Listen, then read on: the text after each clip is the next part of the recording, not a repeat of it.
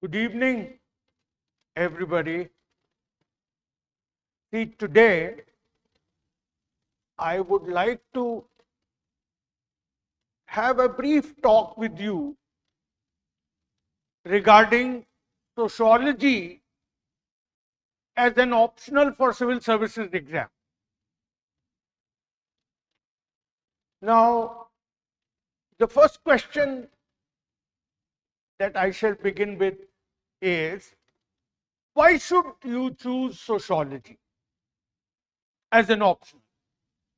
Or in other words, what benefits you can gain by choosing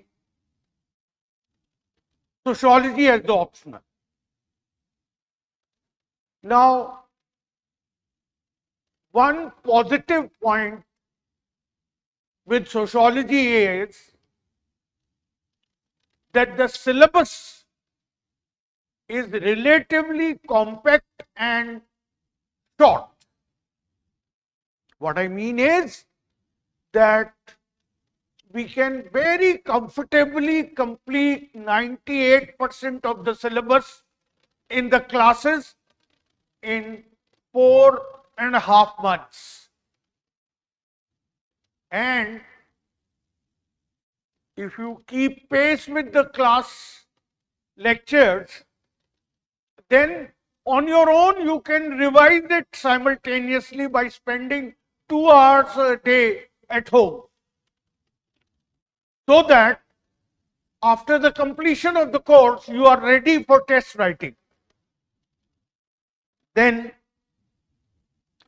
second feature of sociology as a subject for civil services exam is, it's not very technical. You do not need a prior background in sociology to do well in sociology. In fact, I've been teaching sociology for more than 44 years for the civil services exam. And not even once the topper in my class, the person who got highest marks in sociology, had a prior background in sociology. Because the UPSC demands different kind of competence from the candidates than what the universities demand. There is a lot of difference, and that we'll discuss later on. So, coming back to the point, what I want to emphasize is that you don't need an academic background in sociology to do well in sociology. And thirdly, sociology is an optional for which the study material is easily available.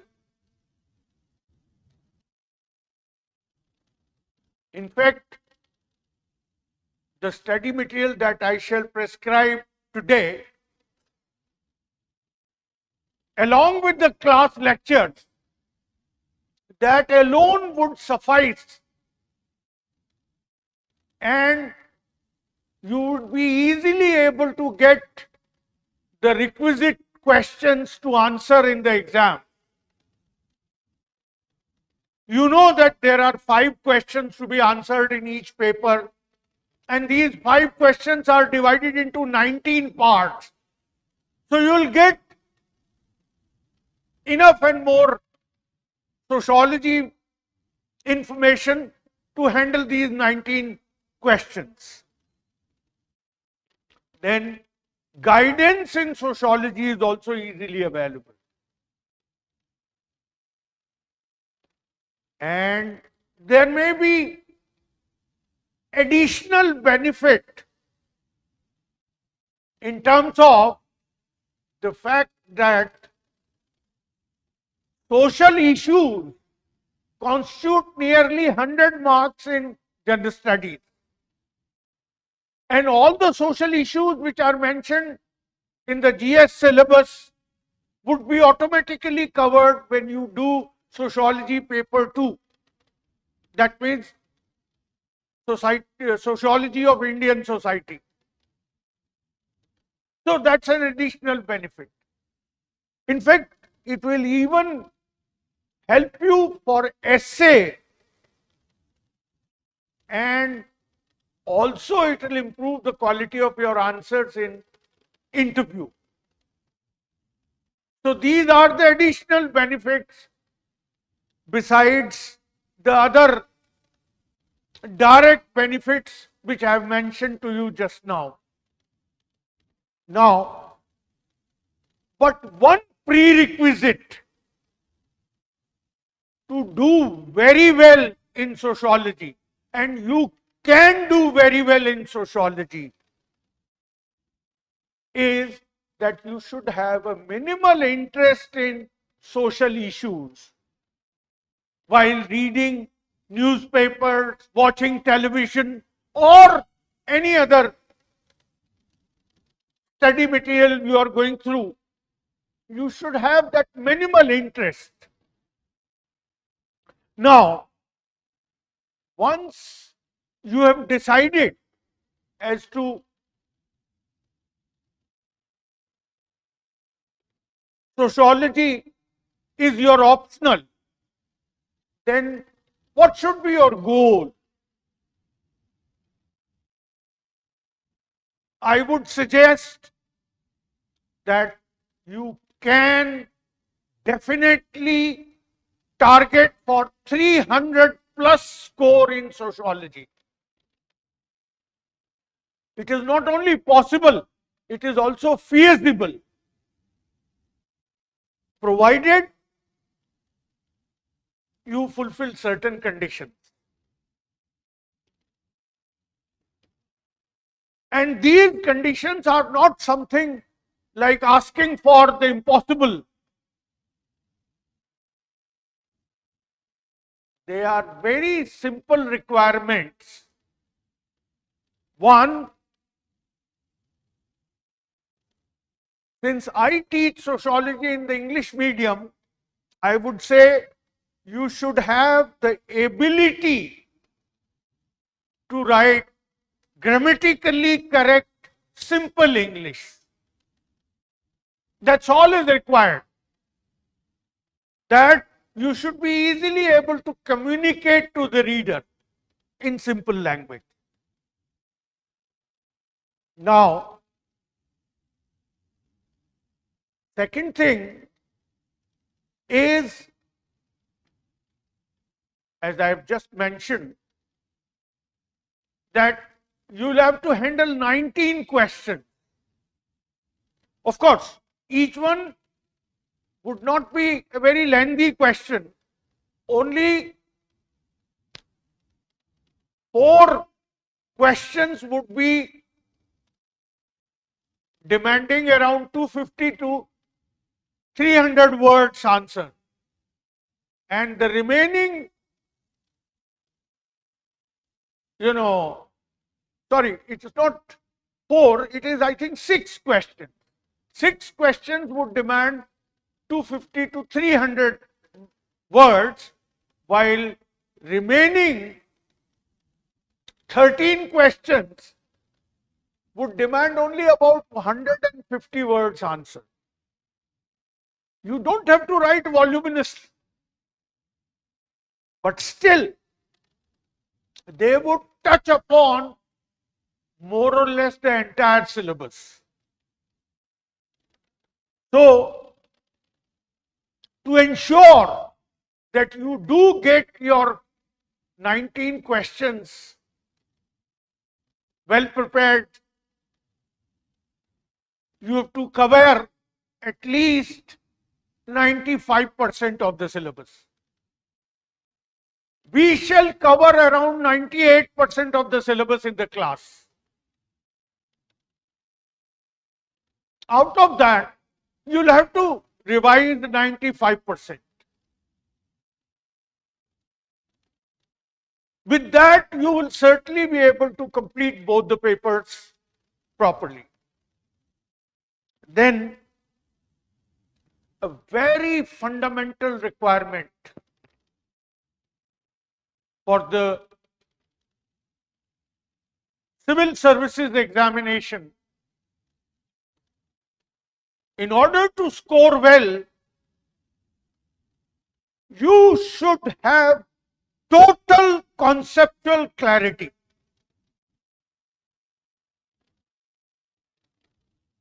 I have seen people scoring very well in the university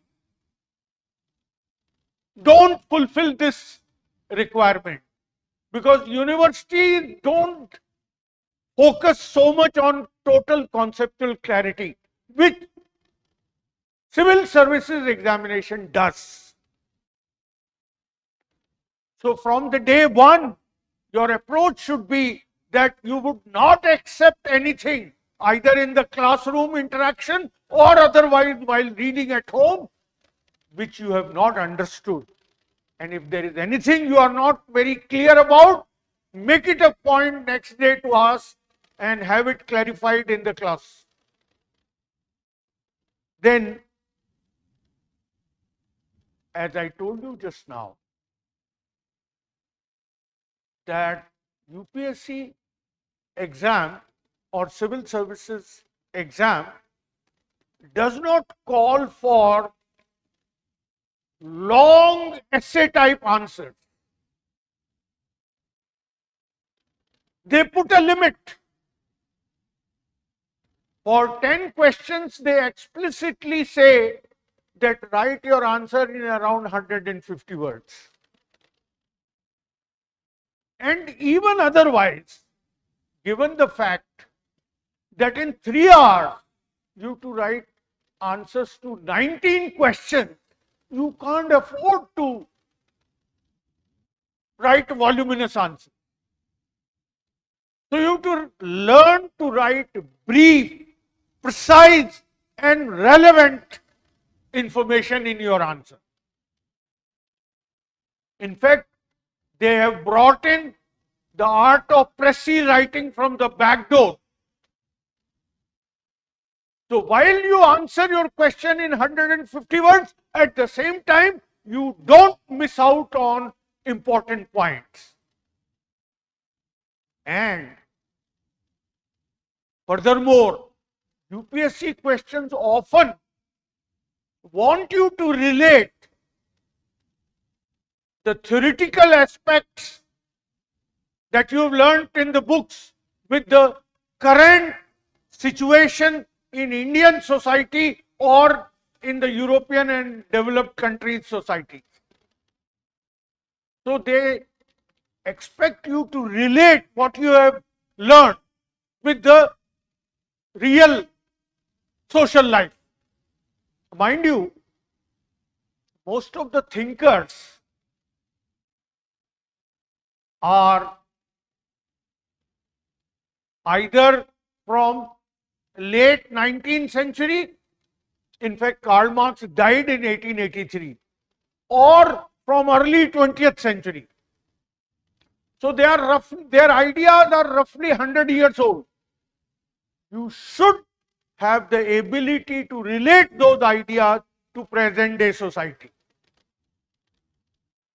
And this is where I will help you out.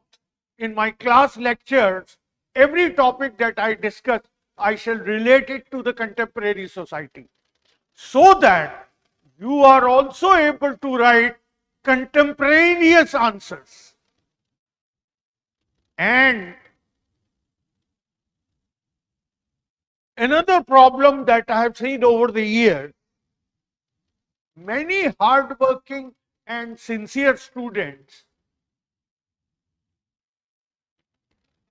don't try to carefully understand the question, and without understanding the question in a precise way, they write down everything that they have learnt from the book. So, this is what I call Lord Hanuman approach. I'll tell you the story which you already know, that Lord Hanuman was asked to get a particular herb from a mountain. Now, the Lord Hanuman didn't have a precise idea which herb is the one that is wanted. So he carried the whole mountain. This is what the students also do in while writing answers. Without clearly understanding the question and therefore deciding exactly what is wanted, they write down everything that they know on the topic. Mind you, such an approach will not fetch marks. So, from your stock of knowledge, you have to selectively pick up the relevant ideas and mold them to suit the requirement of the question.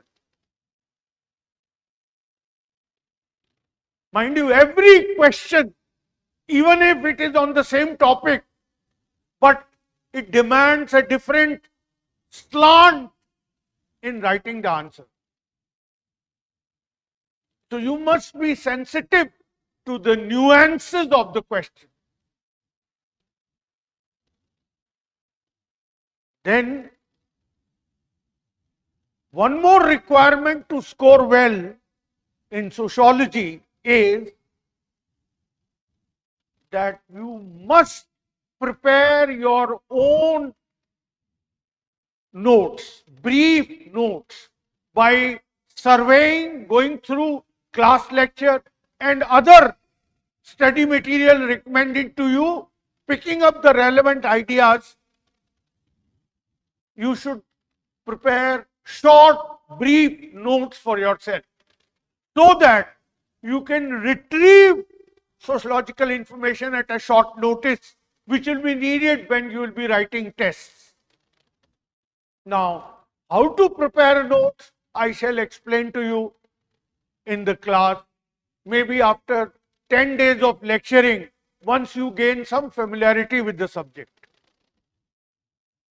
Then, another requirement to score very well, and often this aspect is ignored, that requirement is the mindset that you should have while going through the entire exercise of preparing for civil services exam. And that mindset or the personality that is required. For want of a better word, I use the word gentleman loafer. You should have the mindset of a gentleman loafer. You should be gentlemanly enough to be regular, consistent, and reasonably disciplined. But you should have a loafer's trait so that you don't get overly worked up. Anxiety return. Anxiety should not come to your mind while preparing for the exam. And you should enjoy and have fun in life also, while at the same time working for the civil services exam. I shall not prescribe number of hours that you should work. Sometimes people say that so many hours have to be put in. I don't believe in that. If you are relaxed and cheerful and fresh in the mind after having had something to enjoy, a limited preparation is good enough if it is done in an intelligent way. Because what I suggest for the candidates is that they should not read too much. Whatever they read, they must be conceptually clear, and they should think a lot. So read less and think more should be your approach. How to think and what to think, that I shall be telling you in the classroom lectures. Then you have to be also intelligently reading the newspaper. That is where you'll find current examples to illustrate your answer. So the topics which are covered in the class, any news regarding that becomes a useful piece of information to be carefully read, and if needed be noted down in your book notebook. Then what is it that I am going to do during this course?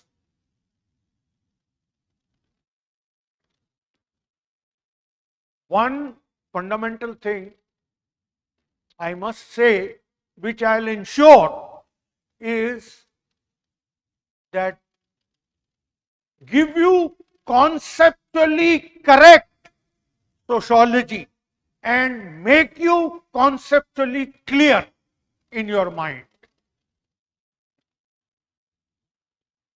Many students who come to me for test writing program, I have seen they are not conceptually clear. If you lack, firstly, they don't know the concepts correctly, and neither are they clear about the meaning of the concept. So we will ensure that. And for that reason, in the beginning, I am going to go slow.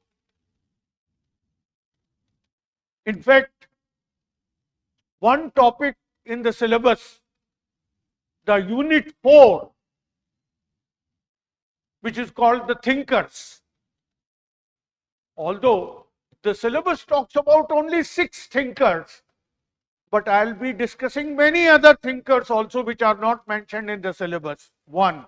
And secondly, I'll spend at least 20 lectures to ensure that you get total clarity about the thinkers in paper 1. Thinkers in paper 2 are very simple, that people can easily understand. And if you have thoroughly mastered the thinkers in paper 1, then you have gained control over 60% of paper 1, just by doing one topic thoroughly. Because other topics in paper 1 are nothing but an application of these thinkers' ideas only.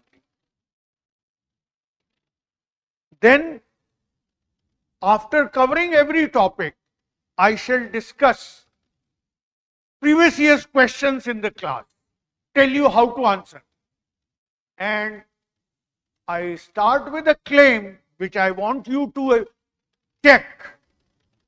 My claim is that after we have completed a topic in the class, you would be able to answer every previous year question on that topic.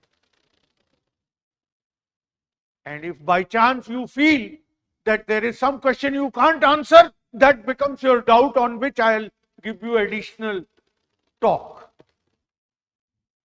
And I'll also train you to think and organize your answers logically. This is what I call thought framework making. Once you are good at that, you'll be able to quickly revise the entire paper in a matter of 4 or 5 days. And that will give you the confidence to handle any question that appears on that topic. Now, then comes the question, what should you read? As I've already said, I don't want you to read too much, but I want you to read things to ensure that you have clarity about their meaning. Read them in such a way.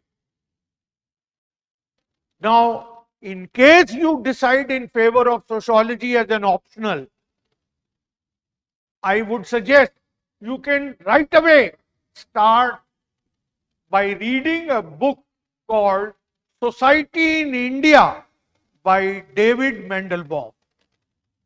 Mandelbaum. Mandelbaum. That book you read cover to cover straight away if you have decided in favor of sociology as an option. Beyond that, I would suggest very limited reading, but that doesn't mean that you will be lacking in information for handling the questions in the exam. So for the first paper, along with the study material that the institute is going to provide you, I want you to consult Haralambos and Holborn's book. The title of the book is Themes and Perspectives in Sociology, and the authors are Haralambos and Holborn. But don't read that book right away. What topics are to be read from the book? That will give you a detailed list when you come to attend the classes. And for the second paper, I would suggest that you can start by reading a book called Changing India by Robert Stern, S-T-E-R-N, Robert Stern. That is the book you can read after completing Mandelbaum. Mandelbaum you have to read cover to cover. Same is the case with the book of Stern. And beyond that, you have to read only the study material that institute will provide, plus IGNOU study material for the MA course in sociology. When you get hold of the material, I'll mark the topics that you have to read. So this, along with newspaper, would more than suffice. In fact, if you are regular with the class lectures, attending all the classes, then your reading would be significantly reduced. And as I mentioned, that writing practice is very important. And we'll start the writing practice around 10 days after the commencement of the course, when you have acquired some familiarity with the syllabus. Now, initially, I would give you questions which you can write at home, taking unlimited time, and submit those questions when you come to attend classes for correction. I'll individually correct every person's answers. Now, this would be in the beginning because you are new to the subject and you have to learn the proper way of writing the answer. Once you have picked up that, you know how to write an answer, then we'll hold test program in which questions would be given in a test-like condition, and then your script would be evaluated. So this is how we plan to proceed with the course. If there is any other question you have in mind, you can let me know when you come to join the classes. And as I said, I plan to complete 98% of the syllabus in 4.5 months. So for the time being, this is all that I would like to tell you. Thank you.